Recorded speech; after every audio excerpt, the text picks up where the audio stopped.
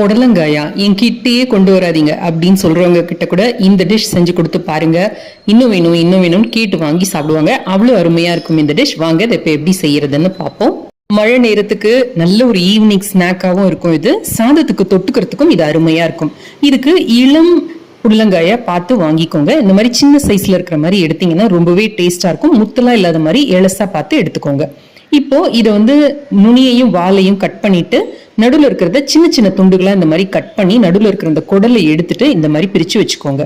எண்ணெய் சட்டியில 1 டீஸ்பூன் அளவுக்கு எண்ணெயை காய வச்சு 1 சிட்டிகை அளவுக்கு ஓமம், 1 டீஸ்பூன் அளவுக்கு தட்டுன சோம்பு, 1 டீஸ்பூன் அளவுக்கு தட்டுன கொரியாண்டர் சீட்ஸ், கொத்தமல்லி விதைகள் அதையும் சேர்த்து ஒரு பச்சை மிளகாயை பொடியா நறுக்கி சேர்த்துக்கோங்க. ஒரு பெரிய உருளைக்கிழங்க நல்லா வேக வச்சு இப்படி கையால உதுத்து விட்டுக்கோங்க. இது கூட 1/4 டீஸ்பூன் அளவுக்கு மஞ்சள் தூள், 1/2 டீஸ்பூன் மிளகாத்தூள், 1 டீஸ்பூன் தனியா தூள், 1/4 டீஸ்பூன் கரம் மசாலா தூள், 1 டீஸ்பூன் மாங்காய் தூள், தேவையான அளவு உப்பு, 1 டீஸ்பூன் அளவுக்கு கசூரி மேத்தி, 2 டேபிள் ஸ்பூன் அளவுக்கு நறுக்குன கொத்தமல்லி இலைகள், இது எல்லாத்தையும் போட்டு நல்லா இந்த மாதிரி கலந்து ஒரு 5 to 6 நிமிஷம் இந்த மாதிரி நல்லா மசிச்சு எடுத்துக்கோங்க. அந்த பச்சை வாசனை ஃபுல்லும் போகட்டும்.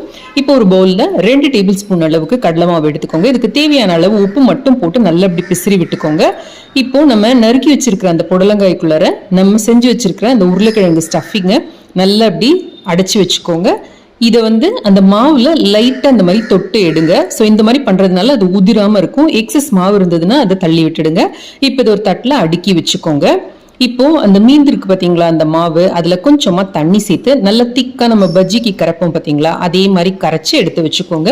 இந்த பக்கம் குழிப்பணி அரைக்கல்ல எண்ணெய் வச்சு சூடு பண்ணிக்கோங்க.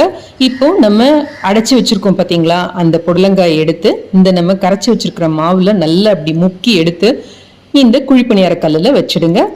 இதே மாதிரி எல்லாத்தையும் இந்த மாதிரி வச்சு எடுத்துக்கலாம்.